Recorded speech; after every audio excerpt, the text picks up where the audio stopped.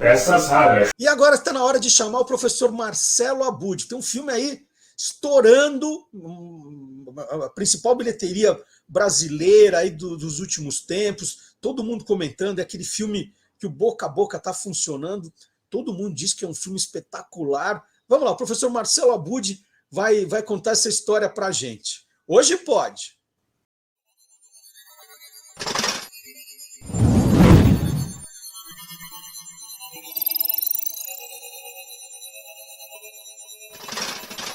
Hoje pode, com Marcelo Abud. Bom dia, Marcelo Abud! Bom dia, boa tarde, boa noite, Marcelo Duarte. Olá, curiosos! Hoje eu vou trazer uma grandes novidades da Podosferes, esse incrível universo dos podcasts. É isso aí, meio dublagem infantil, né? Eu acho que todo mundo já sabe qual é o assunto de hoje, então.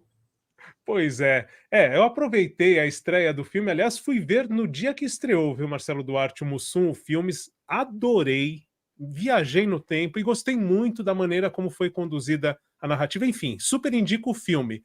Mas como aqui a gente fala de podcast, né, no mesmo dia estreou o Mussum, o Podcasts. Então, desde 2 de novembro, nós temos aí semanalmente, são 5 episódios produzidos pelo G1, junto com a Globo Filmes, a primeira parceria entre G1 e Globo Filmes que gerou esse podcast, o Mussum, o Podcasts. Muito bom, muito bom. É isso que eu quero falar um pouquinho aqui.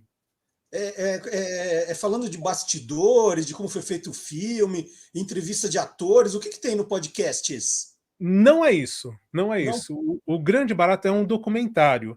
Então a ideia foi aproveitar o filme, que já traz ali a vida. Tem um outro documentário muito bom também sobre o Mussum, né? Acho que é um documentário do Cacildes, alguma coisa assim, que também conta a história muito bem do Mussum. Enfim, o nome está em voga, né? Mas eles aproveitaram para fazer um podcast que possa ser uma expansão do que o filme traz.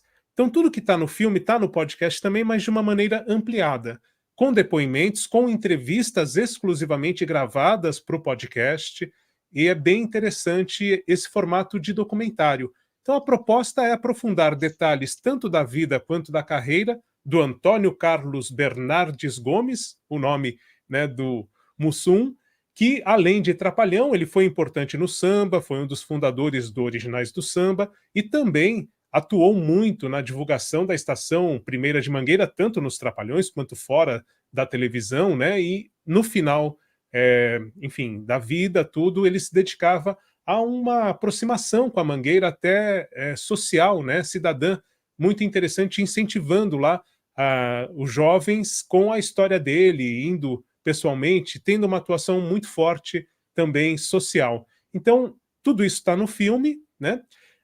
De forma muito interessante, mas o podcast, como são 5 episódios, ele expande esses pontos, né? Então vem na esteira do filme e expande um pouco mais o que está ali na história já. E quem fez? Quem produziu o podcast? Pois é interessante até, eu vou dar uma dica dentro da dica. O estúdio CBN, com o nosso amigo Leandro Gouveia, o grande Leandro Gouveia, também do Meio Rádio, vamos dar outra dica de podcast aí para quem não ouviu o Meio Rádio, como o podcast é atemporal, né? Vale a pena, falando de humor, ouvir o Meio Rádio. Mas enfim, o Leandro Gouveia, ele entrevistou a turma que justamente está por trás dessa iniciativa do Mussum Podcasts. São os apresentadores que são do G1, são repórteres do G1 também, o Kaique Matos e a Marina Lourenço. E a roteirista e editora do podcast é a Ellen Menezes. E o interessante, Marcelo Duarte, é que nenhum deles era nascido quando o Mussum morreu, né? Eles nasceram depois de 94. Então, é um pouco a missão, assim, eles, claro, ouviram falar dos Trapalhões, mas não vivenciaram aquilo que a nossa geração, né? Domingo à noite, se reunir para assistir aos Trapalhões na TV, enfim. Então, eles tiveram como ideia, justamente, trazer para uma geração mais jovem, como é o caso deles, essa narrativa do Mussum. Quem foi esse personagem? Quem foi o Antônio Carlos Bernardes Gomes, transmitindo para que eles mesmos conheçam, né, mas também gerações como, no caso, não viveram essa euforia toda dos Trapalhões, também tem a oportunidade de saber quem foi o tal do Mussum. Então essa ideia um pouco, são muito interessantes, né? Eles são, enfim, repórteres, então eles mesmos fizeram as entrevistas que estão no podcast, e isso dá uma autenticidade na hora de apresentar. Muito bacana. Você trouxe alguma coisa para a gente ouvir do podcast? Trouxe sim, eu trouxe um trailer do podcast. Na verdade, o trailer é um pouco maior do que o que a gente vai ouvir aqui. Resumi em 1 minuto e pouquinho para que a gente tenha uma dimensão do que está ali presente nesse documentário em formato de podcast. Então vamos ouvir esse trailer.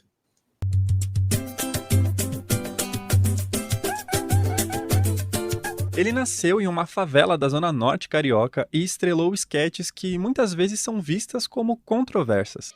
Até que raciocinou bem, se a gente se veste um de mulher, faz ciúme pra ele. Qualquer um de nós aqui se veste. Qualquer um não. Na Mangueira não entra nego assim não, eu não. Mas houve um Mussum antes do auge da fama com os Trapalhões. Ele começou a carreira como músico e foi parte dos Originais do Samba, um dos grupos mais influentes dos anos 70. E ficou consagrado como um dos criadores do banjo brasileiro, adaptando um cavaquinho.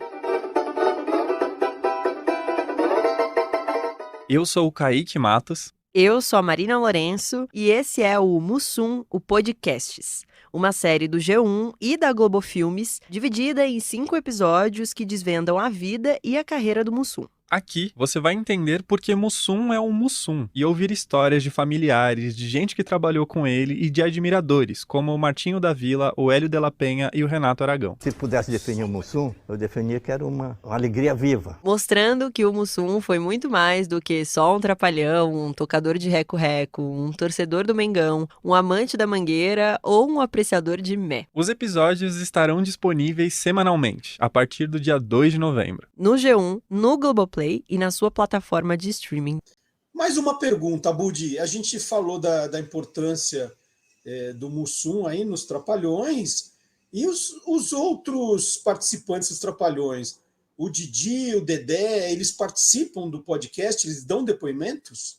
Sim, é interessante porque o Didi e o Dedé, né, que são os Trapalhões vivos, eles dão esse depoimento sobre a convivência com o Mussum, e além deles tem, por exemplo, o biógrafo que deu origem ao filme, o livro Mussum, Uma História de Humor e Samba, foi lançado este ano, o Juliano Barreto, que é muito importante também nesse documentário em formato de podcast, o Mussum, o Podcasts, e tem também os filhos do Mussum nesse depoimento. Além de um personagem que está no filme que é bastante forte, que é o Bigode, um dos integrantes do Originais do Samba, que fica até um pouco em atrito com o Mussum quando o Mussum decide encarar os Trapalhões como principal trabalho, né? E deixa um pouquinho o samba de lado. Então também é uma personalidade, o Bigode dos Originais do Samba, que está entre os entrevistados. Tem muitas entrevistas, como é um documentário, tudo que eles vão trazendo ali. Outro ponto interessante, o acervo, né? O arquivo sonoro. Então tem o próprio Mussum falando muitas vezes e algumas esquetes que elucidam aquilo que está sendo tratado nas entrevistas. É muito bacana. É um documentário, né? É muito bacana então, mesmo. E fala bastante de samba, né? Fala bastante de samba. Tem um episódio que vai enfocar, que é o primeiro, inclusive, né? Falar um pouquinho mais do Carlinhos do Reco Reco, que é como o Mussum era conhecido antes de ser apelidado pelo... Ah, meu Deus... O Grande Otelo, né? A história está no filme ali, mas é o Grande Otelo que dá esse apelido para o Mussum. Inclusive, o Mussum não gosta no primeiro momento, tem toda uma história. Mas, enfim, isso está lá no filme, está no documentário também, as pessoas podem conhecer. Mas o episódio destaca o Carlinhos do Reco Reco e mostra como o Mussum ele construía os próprios instrumentos musicais. Isso é bem interessante.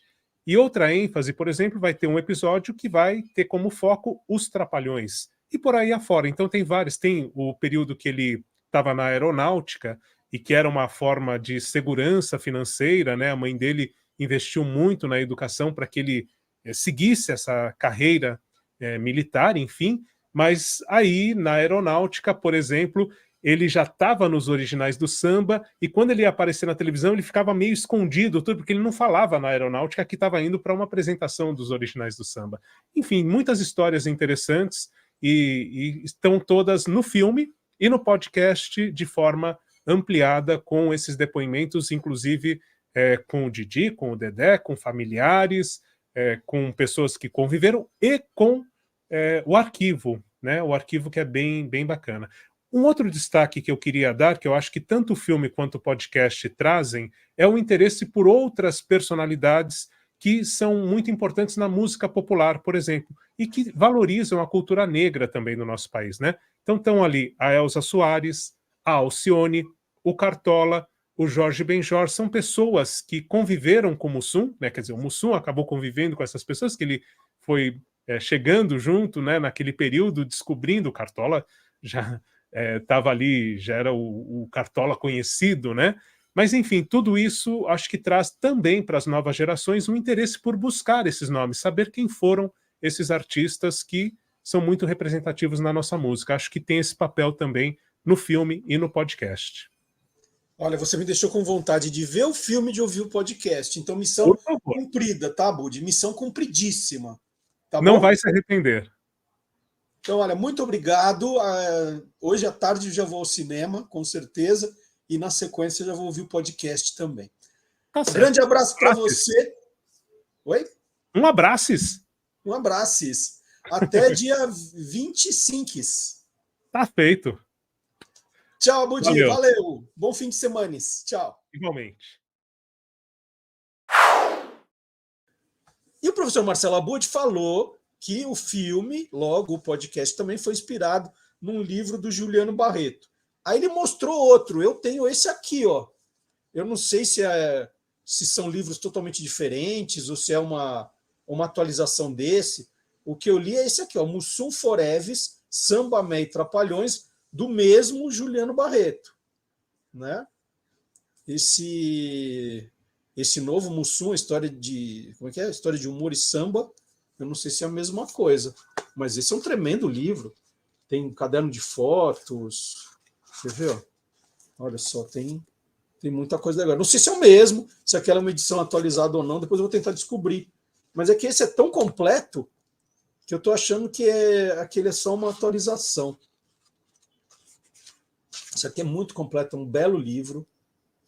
Bom, agora tem aquele outro, né? Mas esse que eu comprei aqui eu gostei demais.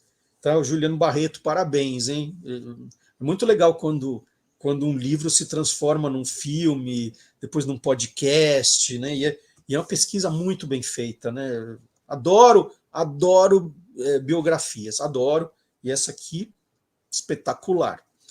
Só para ficar um pouquinho mais ainda na área de podcasts, um registro, né? O fim do podcast Foro de Teresina, podcast de política da revista Piauí, causou uma certa comoção aí, né? Quando eles anunciaram o fim do podcast, os fãs ficaram aí tristíssimos. Então, eu queria só deixar o registro aqui, que é um podcast que virou referência, né? Conversas muito boas sobre política, e a revista Piauí resolveu acabar com o podcast. Depois, isso é assunto para o Marcelo Abud, eu só quis fazer o registro. Falar em Marcelo Abud, só para a gente agora terminar esse bloco, o Marcelo Abud está ministrando agora, porque a gente fica aqui, ele já faz isso com a gente aqui, ele dá um monte de dica, ensina um monte de coisa para gente que quer, de repente, se arriscar nessa área de podcasts, videocasts. E agora ele está com um curso digital de videocast. Então vamos rodar aqui um videozinho que ele fez anunciando esse curso. Vamos rodar? Vamos falar sobre as tendências e o que podemos incluir como recursos visuais, sonoros e textuais ao podcast. Não apenas para que sejamos vistos, mas principalmente para aumentar o alcance da nossa mensagem. O segundo bloco vai ser destinado a trabalhar algumas teorias e práticas da oratória, e você vai entender o que costuma gerar o medo de falar e quais os pontos importantes que nos dão confiança e naturalidade para, por exemplo, apresentar um videocast. Em um terceiro momento, o planejamento do videocast é o nosso assunto. Vamos tratar do que você deve levar em conta antes de sair produzindo episódios. Por fim, no quarto bloco, você vai acompanhar possibilidades de como e onde colocar seu videocast no ar.